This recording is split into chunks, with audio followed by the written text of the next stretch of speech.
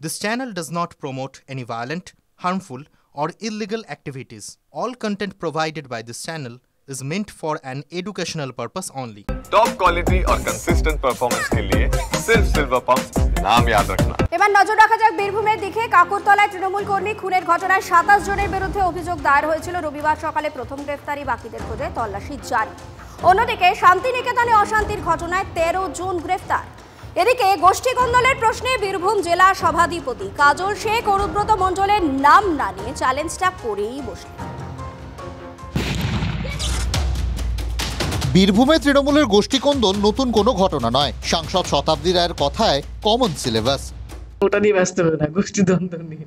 ওটা একটা তৃণমূলের মানে সিলেবাসের মধ্যে পড়ে গেছে। এবার সেই কমন সিলেবাসের কথা কাজল শেখের গলাতেও। গোষ্ঠী দ্বন্দ্ব নিয়ে কথা বলছি, আমি বলছি আমার কোনো গোষ্ঠী নেই, আমি কোনো গোষ্ঠী তৈরি করিনি। আমি মমতা বন্দ্যোপাধ্যায়ের সৈনিক, অভিষেক বন্দ্যোপাধ্যায়ের সৈনিক। গোষ্ঠী আছে, কিন্তু তিনি কোনো গোষ্ঠী তৈরি করেননি। তাহলে কে করলো? নাম না নিয়ে কি কেষ্টমণ্ডলের দিকে ইঙ্গিত করলেন কাজল? 23-এ নির্বাচনে দেখিয়ে দিয়েছি বীরভূম জেলায় তৃণমূল কংগ্রেস ছাড়া অন্য কোনো দল ছিল না। 24-এ নির্বাচনে দেখিয়ে দিয়েছি মমতা বন্দ্যোপাধ্যায়, অভিষেক বন্দ্যোপাধ্যায় মনোনীত প্রার্থীরাই জয়যুক্ত হয়েছে বিপুল ভোটে। এবং 26-এও দেখিয়ে দেবো বীরভূম জেলার যে 11টা বিধানসভা আছে 11টাতে তৃণমূল কংগ্রেসের জোড়া ফুল ফুটবে। নিজের রিপোর্ট কার্ড শুনিয়ে বুঝিয়ে দিলেন তার নেতৃত্বেই 26-এর বিধানসভা ভোট হবে বীরভূম জেলায়। কাজল বা কেষ্ট কেউই একে অপরের নাম খুব একটা মুখে আনেন না, কিন্তু চ্যালেঞ্জ পাল্টা চ্যালেঞ্জ চলে। যদি কেউ কোথাও গ্রুপবাজি বা দলবাজি করছে তা তাদেরকে বলবো নিজের দল তৈরি করুক, মমতা বন্দ্যোপাধ্যায়ের ছত্রছায়ায় না থেকে তারা আলাদা দল তৈরি করে দেখি তার কার কত ক্ষমতা আছে, ময়দানে আসুন দেখা যাবে।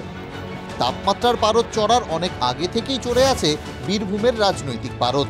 কখনো কাকুরতলায় তৃণমূল কর্মী খুন, কখনো শান্তিনিকেতনে তৃণমূল কর্মীদের বাড়িতে ভাঙচুর, মারধর। সবটাই যে কমন সিলেবাস।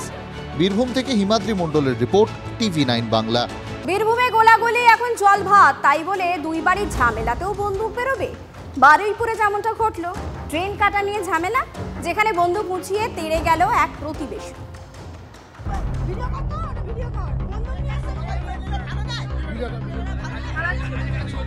প্রতিবেশীর সঙ্গে ঝগড়ায় শ্বশুরের হয়ে সওয়াল করতে বন্দুক বার করলেন জামাই। তা নিয়ে শোরগোল পড়ে গেল বারুইপুরে। মল্লিকপুর সুভাষ গ্রামের 5 ঘরাতে মিন্টু ঘরামির বাড়ির পাশে একটি নিকাশি নালা তৈরির কাজ চলছিল। অভিযোগ, তখনই তার প্রতিবেশী বশির ঘরামি এসে কাজে বাধা দেয়। স্থানীয় পঞ্চায়েত সদস্য ঘটনাস্থলে গিয়ে মিটমাট করে দেন। আমি এখন ড্রেন করতে যাচ্ছি, যে আমার বাস্তব ড্রেন ওখান থেকে গিয়ে আমার পুকুরে পড়বে, যে পুকুরটা পড়ে সেটাও আমার, এই রাস্তা যাচ্ছে এটাও আমার অর্ধেক দেওয়া আছে। এবার এখান থেকে ড্রেন যাবে, ড্রেন যাচ্ছে, ও সকালে এসে আপত্তি করে।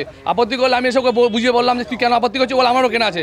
আমি তোরও কেনা আছে, আমারও কেনা আছে, আমি তো আগে কিনেছি, কিন্তু রাস্তা যে কোনো হয়ে গেছে তো আমাদের দুজনের কেনার কোনো জায়েজ হবে না। তারপরে সদস্যবাবু আমরা ফোন করেছিলাম, ফোন করে সদস্যবাবুকে ফোন করেছিলাম। মিন্টু ঘরামি আর বশির ঘরামি দুজনের সাথে ঝামেলা হয়, তা দুজনকে ডেকে দিয়ে আমি ওদেরকে সমাধান করলাম। তুই চাস্তো ভাই, ও চাস্তো ভাই, ঝগড়াঝাড়ি করার দরকার নেই, যা সমস্যা আছে আমাকে বলো, আমি সমাধান করে দেবো। তা আমি একে বললাম যা খুলবে সুন্দর করে, রাস্তাটা সুন্দর করে দেবে। বলে হ্যাঁ ঠিক আছে, বলে আমি এখান থেকে চলে যাই।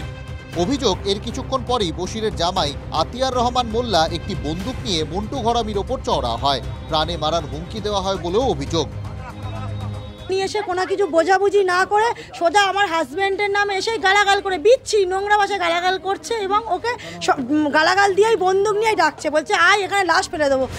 লোকজন জড়ো হয়ে গেলে আতিয়ার বন্দুক নিয়ে লুকিয়ে পড়ে। বারুইপুর থানার পুলিশ এসে অভিযুক্তকে গ্রেফতার করে। উদ্ধার করা হয়েছে বন্দুকটি। পরিবারের দাবি, আত্মরক্ষার জন্যই বন্দুক এনেছিল আতিয়ার। সদস্যের উচিত কি যে বিচার করা, সমাধান করা। সে না কথা শুনে সে নিজেই মেরেছে, সদস্য নিজে মেরেছে। কাকে মেরেছে? আতিয়ারকে মেরেছে, সদস্য নিজে মেরেছে। আতিয়ার বাবু বন্দুক নিয়ে এখানে কি জন্য এসেছিল? এসছে কেন, এর আগে এসেছিল, এরকম মেরেছে, সবাই মিলে মেরেছে, ওই জন্য নিয়ে এসছি, এখানে নিয়ে এসছি। গুন্ডাও ফিট করে এনেছি, ওরা গুন্ডা ফিট করে এনেছে, অনেকগুলো লোকজন ফিট করে গুন্ডা ফিট করে নিয়ে এসছে, আত্মরক্ষার জন্য নিয়ে এসছি। আত্মরক্ষার জন্য বন্দুক নিয়ে এসেছিল? জানা গিয়েছে আতিয়ার প্রাক্তন সেনাকর্মী। বন্দুক রাখার জন্য আইনি কাগজপত্র রয়েছে বলে আতিয়ারের দাবি। যদি থাকেও এইভাবে বন্দুক নিয়ে দাপাদাপি করা যায়? মগের মুলুক নাকি? রাজ্যে আইন শৃঙ্খলা বলে কিছু নেই?